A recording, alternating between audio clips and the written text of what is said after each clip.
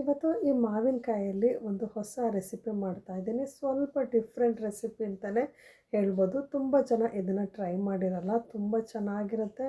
ತುಂಬ simple recipe. ಮಕ್ಕಳಿಗಂತೂ ಈ recipe ತುಂಬಾ ಇಷ್ಟ ಆಗುತ್ತೆ.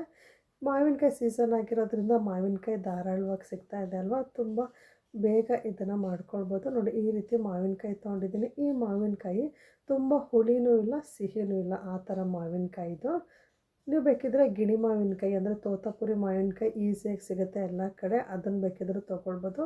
ನಾನು ಇಲ್ಲಿ ಈ ರೀತಿ ಮಾವಿನಕಾಯಿನ ತೊಗೊಂಡಿದ್ದೀನಿ. ಇದನ್ನು ಚೆನ್ನಾಗಿ ನೀರಿನಲ್ಲಿ ತೊಳೆದು ಮಾವಿನಕಾಯಿನ ಚೆನ್ನಾಗಿ ತೊಳ್ಕೊಂಡ್ಮೇಲೆ ಒಂದು ಒಣಗಿರೋ ಬಟ್ಟೆನಲ್ಲಿ ನೀಟಾಗಿ ಒರೆಸ್ಕೊಂಡು ಸಿಪ್ಪೆ ತೆಗೆದು ಈ ರೀತಿ ಉದ್ದುದ್ದವಾಗಿ ಕಟ್ ಮಾಡ್ಕೊಳ್ತಿದ್ದೀನಿ. ಇಲ್ಲಿ ನೀವು ಯಾವ ರೀತಿ ಮಾವಿನಕಾಯಿ ಬೇಕಿದ್ದರೂ ತೊಗೊಳ್ಬೋದು. ಗಿಣಿ ಮಾವಿನಕಾಯಿ, ಬಾದಾಮಿ, ನಾಟಿ ಮಾವಿನಕಾಯಿ ಸಿಗುತ್ತೆ. ಆ ರೀತಿ ನಿಮ್ಮ ಮನೇಲಿ ಈಸಿಯಾಗಿ ಯಾವ ಮಾವಿನಕಾಯಿ ಸಿಗುತ್ತೆ ಆ ಮಾವಿನಕಾಯಲ್ಲೂ ಸಹ ಇದನ್ನು ಮಾಡ್ಕೊಳ್ಬೋದು. ಸಿಪ್ಪೆ ತೆಗೆದು ಈ ರೀತಿ ಉದ್ದುದ್ದವಾಗಿ ಕಟ್ ಮಾಡಿ ಇಟ್ಕೊಂಡಿದ್ದೀನಿ. ನೋಡ್ತಾ ಇದ್ದೀರಲ್ಲ, ಈ ರೀತಿ ಉದ್ದುದ್ದವಾಗಿ ಕಟ್ ಮಾಡಿ ಇಟ್ಕೊಂಡಿದ್ದೀನಿ. ಯಾಕಂದರೆ ತಿನ್ನೋದಕ್ಕೆ ತುಂಬಾ ಚೆನ್ನಾಗಿರುತ್ತೆ ಈ ರೀತಿ ಕಟ್ ಮಾಡ್ಕೊಂಡು ಮಾಡಿದ್ರೆ. ಈ ರೀತಿ ಕಟ್ ಮಾಡ್ಕೊಂಡು ರೆಡಿ ಮಾಡಿ ಇಟ್ಕೊಂಡು ಒಗ್ಗರಣೆ ಮಾಡ್ಕೊಳ್ಳೋದಕ್ಕೆ ಪ್ಯಾನಲ್ಲಿ ಸ್ವಲ್ಪ ಎಣ್ಣೆ ಬಿಸಿ ಮಾಡ್ಕೊಂಡಿದ್ದೀನಿ. ಇದಕ್ಕೆ 1 ಸ್ಪೂನಷ್ಟು ಕಪ್ಪು ಜೀರಿಗೆ, 1 ಸ್ಪೂನಷ್ಟು ಸೋಂಪು ಕಾಳು, ಅರ್ಧ ಸ್ಪೂನಷ್ಟು ಮೆಂತ್ಯ, 1 ಸ್ಪೂನ್ ಜೀರಿಗೆ, 1 ಸ್ಪೂನ್ ಸಾಸಿವೆ ಹಾಕ್ಕೊಂಡು ಒಗ್ಗರಣೆ ಮಾಡ್ಕೊಳ್ಬೇಕು. ಇಲ್ಲಿ ಮೆಂತ್ಯನ ಇಷ್ಟಪಡ್ತಿರೋರು ಮೆಂತ್ಯನ ಸ್ಕಿಪ್ ಮಾಡ್ಬೋದು. ಹಾಗಾಗಿ ಕೆಲವರು ಬಾಯಿಗೆ ಸಿಗ್ತಾಯಿದ್ರೆ ಮೆಂತ್ಯ ಕೆಲವ್ರಿಗೆ ಇಷ್ಟ ಆಗೋಲ್ಲ, ಅಂಥವ್ರು ಮೆಂತ್ಯನ ಸ್ಕಿಪ್ ಮಾಡ್ಬೋದು. ಸಾಸಿವೆ, ಜೀರಿಗೆ ಮತ್ತು ಕಪ್ಪು ಜೀರಿಗೆ, ಸೋಂಪು ಕಾಳನ್ನು ಹಾಕ್ಕೊಂಡು ಒಗ್ಗರಣೆ ಮಾಡ್ಕೊಳ್ಬೋದು. ಈ ರೀತಿ ಒಗ್ಗರಣೆ ಮಾಡಿಕೊಂಡು ಹೆಚ್ಚಿಟ್ಟಿರೋ ಮಾವಿನಕಾಯಿನೆಲ್ಲ ಒಗ್ಗರಣೆಗೆ ಹಾಕ್ಕೊಂಡು ಒಂದು 2 ನಿಮಿಷ ಚೆನ್ನಾಗಿ ಬಾಡಿಸ್ಕೊಳ್ಬೇಕು. ಒಂದು ಸಲ ಚೆನ್ನಾಗಿ ಮಿಕ್ಸ್ ಮಾಡಿಕೊಂಡು ಚೆನ್ನಾಗಿ ಬಾಡಿಸ್ಕೊಳ್ಬೇಕು. ನೋಡಿ, ಒಗ್ಗರಣೆಯಲ್ಲಿ ಚೆನ್ನಾಗಿ ಈಗ ಮಿಕ್ಸ್ ಆಗಿದೆ. ಸ್ವಲ್ಪ ಬಾಡಿದೆ. ಈಗ ಇದಕ್ಕೆ 1 ಸ್ಪೂನಷ್ಟು ಉಪ್ಪು ಹಾಕ್ಕೊಳ್ತಿದ್ದೀನಿ. ಉಪ್ಪು ಹಾಕ್ಕೊಂಡು ಚೆನ್ನಾಗಿ ಮಿಕ್ಸ್ ಮಾಡಿಕೊಂಡು ಒಂದು 5ರಿಂದ 6 ನಿಮಿಷ ಚೆನ್ನಾಗಿ ಬೇಯಿಸ್ಕೊಳ್ಬೇಕಾಗತ್ತೆ. ಇದು ಸ್ವಲ್ಪ ಟ್ರಾನ್ಸ್ಪರೆಂಟ್ ಕಲರ್ ಬರೋವರೆಗೂ ಇದನ್ನು ಬೇಯಿಸ್ಕೊಳ್ಬೇಕು. ಸಾಫ್ಟ್ ಇರೋದ್ರಿಂದ ಬೇಗ ಬೇಯುತ್ತೆ. ಲಿಡ್ನ ಕ್ಲೋಸ್ ಮಾಡಿ ಇದನ್ನು ಸ್ವಲ್ಪ ಬೇಯಿಸ್ಕೊಳ್ತಿದ್ದೇನೆ. ನೋಡಿ, ಈಗ ಲಿಡ್ನ ಓಪನ್ ಮಾಡಿ ತೋರಿಸ್ತಿದ್ದೀನಿ. ಒಂದು ತಟ್ಟೆ ಮುಚ್ಕೊಂಡು ನಾನು ಇದಕ್ಕೆ ಬೇಯಿಸ್ಕೊಂಡಿದ್ದೆ. ಒಂದು 5 ನಿಮಿಷ ಬೇಯಿಸ್ಕೊಂಡಿದ್ದೀನಿ. ಈಗ ಸ್ವಲ್ಪ ಕಲರ್ ಚೇಂಜ್ ಆಗಿದೆ ಮಾವಿನಕಾಯಿದು. ಇದಕ್ಕೆ ಈಗ 1 ಬಟ್ಲಷ್ಟು ಬೆಲ್ಲ ಹಾಕ್ಕೊಳ್ತಿದ್ದೀನಿ. 2 ಮಾವಿನಕಾಯಿಗೆ 1 ಬಟ್ಲಷ್ಟು ಬೆಲ್ಲ ಸಾಕಾಗುತ್ತೆ. ಇನ್ನೂ ಸ್ವಲ್ಪ ಸಿಹಿ ತಿನ್ನೋರು ಇನ್ನೊಂದು ಸ್ವಲ್ಪ ಬೇಕಿದ್ದರೂ ಹಾಕ್ಕೊಳ್ಬೋದು. ಈ ಮಾವಿನಕಾಯಿ ಮೊದಲೇ ಹೇಳ್ದಂಗೆ ತುಂಬ ಹುಳಿ ಇಲ್ಲ. ಹಾಗಾಗಿ ನಾನು 1 ಬಟ್ಲಷ್ಟು ಬೆಲ್ಲ ಹಾಕಿ ಮತ್ತೊಂದು ಸಲ ಚೆನ್ನಾಗಿ ಬೇಯಿಸ್ಕೊಂಡಿದ್ದೀನಿ. ನೋಡಿ, ಬೆಲ್ಲದಲ್ಲಿರೋ ನೀರಿನ ಅಂಶ ಎಲ್ಲ ಚೆನ್ನಾಗಿ ಬಿಟ್ಕೊಂಡಿದೆ.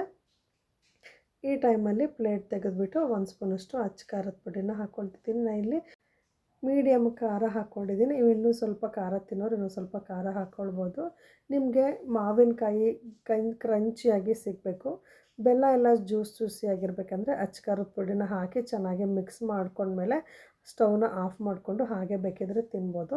ಇಲ್ಲ ಬೆಲ್ಲ ಎಲ್ಲ ಫುಲ್ ಡ್ರೈ ಆಗಿರಬೇಕು, ಹೀರ್ಕೊಂಡಿರಬೇಕು, ಉಪ್ಪು ಖಾರ ಸಿಹಿ ಎಲ್ಲ ಹೀರ್ಕೊಂಡು ಫುಲ್ ಡ್ರೈ ಆಗಿರಬೇಕು ಅಂದರೆ ಇನ್ನೊಂದು 2 ನಿಮಿಷ ಪ್ಲೇಟನ್ನು ಕ್ಲೋಸ್ ಮಾಡಿ. ನೋಡಿ, ಇನ್ನೊಂದು 2 ನಿಮಿಷ ಪ್ಲೇಟನ್ನು ಕ್ಲೋಸ್ ಮಾಡಿಕೊಂಡು ಬೇಯಿಸ್ಕೊಂಡಿದ್ದೀನಿ. ಈಗ ಬೆಲ್ಲ ಎಲ್ಲ ಚೆನ್ನಾಗಿ ಹೀರ್ಕೊಂಡಿದೆ. ನೋಡಿ, ಸ್ವಲ್ಪನೂ ಜ್ಯೂಸಿಯಾಗಿಲ್ಲ, ಬೆಲ್ಲ ಎಲ್ಲ ಚೆನ್ನಾಗಿ ಹೀರ್ಕೊಂಡಿದೆ. ಸ್ಟವ್ನ ಆಫ್ ಮಾಡ್ಕೊಂಡಿದ್ದೀನಿ. ಸ್ಟವ್ನ ಆಫ್ ಮಾಡಿಕೊಂಡು ಪ್ಲೇಟ್ನ ಕ್ಲೋಸ್ ಮಾಡ್ದಲೇ ಹೀಗೆ ಹೊರಗಡೆ ಬಿಟ್ಟರೆ ಒಂದು 5 ನಿಮಿಷ ನೋಡಿ ಈ ರೀತಿ ಕಲರ್ ಆಗುತ್ತೆ. ನೀವೇನಾದ್ರು ಸ್ಟವ್ ಆಫ್ ಮಾಡ್ಕೊಂಡ್ಮೇಲೆ ಪ್ಲೇಟ್ನ ಕ್ಲೋಸ್ ಮಾಡಿಬಿಟ್ರೆ ಅದು ಸ್ಟೀಮ್ ನೀರೆಲ್ಲ ಬಿಟ್ಕೊಂಡು ಮತ್ತೆ ಮೆತ್ತಗಾಗ್ಬಿಡುತ್ತೆ. ಹಾಗಾಗಿ ಸ್ಟವ್ನ ಆಫ್ ಮಾಡಿದ್ಮೇಲೆ ಪ್ಲೇಟ್ನ ಮುಚ್ಚೋಕ್ಕೆ ಹೋಗಬೇಡಿ. ಒಂದು 5 ನಿಮಿಷ ಹಾಗೆ ಬಿಡಬೇಕು. ಬಿಟ್ಟ ಮೇಲೆ ನೋಡಿ ಈ ರೀತಿ ಸಾಫ್ಟಾಗಿದೆ, ಪೂರ್ತಿ ಸಾಫ್ಟಾಗಿದೆ. ಆದರೆ ಉಪ್ಪು ಖಾರ ಹುಳಿ ಎಲ್ಲ ಸಿಹಿ ಎಲ್ಲ ಚೆನ್ನಾಗಿ ಹೀರ್ಕೊಂಡಿದೆ. ತುಂಬಾ ಟೇಸ್ಟಿಯಾಗಿತ್ತು ತಿನ್ನೋದಕ್ಕೆ. ಕೆಲವ್ರಿಗೆ ಮಾವಿನಕಾಯಿ ಮಸಾಲ ಇಷ್ಟ ಆಗುತ್ತೆ. ಈ ರೀತಿ ಒಂದು ಸಲ ಮಾವಿನಕಾಯಿ ಮಸಾಲ ಮಾಡ್ಕೊಂಡು ನೋಡಿ. ಇದನ್ನು ಒಂದು 15 ದಿನ ಇಟ್ಕೊಂಡು ತಿನ್ಬೋದು. ಇದಕ್ಕೆ ಸ್ವಲ್ಪನೂ ನೀರು ಮಿಕ್ಸ್ ಮಾಡ್ಕೊಳ್ಬಾರ್ದು. ಈ ತೋರಿಸಿದ್ದೀನಲ್ವ ಅದೇ ರೀತಿ ಮಾಡ್ಕೊಂಡು ತಿಂದರೆ ಒಂದು 15 ದಿನ ಇಟ್ಕೊಳ್ಬೋದು.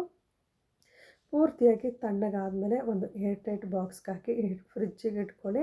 ನಿಮಗೆ ಯಾವಾಗ ತಿನ್ಬೇಕನ್ಸುತ್ತೆ ಆವಾಗ ಒಂದು 2 ಪೀಸ್ ತೆಗೆದು ತಿನ್ಬೋದು. ಇಲ್ಲ ಊಟದ ಜೊತೆ ಚಪಾತಿ ಜೊತೆ ನಂಚ್ಕೊಂಡು ತಿನ್ನೋಕ್ಕೂ ಚೆನ್ನಾಗಿರುತ್ತೆ. ಸಾಮಾನ್ಯ ಮಕ್ಕಳಿಗೆ, ಟೀನೇಜ್ ಅವ್ರಿಗೆ ಈ ರೀತಿ ಮಾವಿನಕಾಯಿ ಮಸಾಲ ಇಷ್ಟ ಆಗುತ್ತಲ್ವ. ಈ ರೀತಿ ಸ್ವಲ್ಪ ಡಿಫ್ರೆಂಟಾಗಿ ಮಾಡ್ಕೊಟ್ಟು ನೋಡಿ, ಅವ್ರಿಗೂ ಸಹ ತುಂಬ ಇಷ್ಟ ಆಗುತ್ತೆ.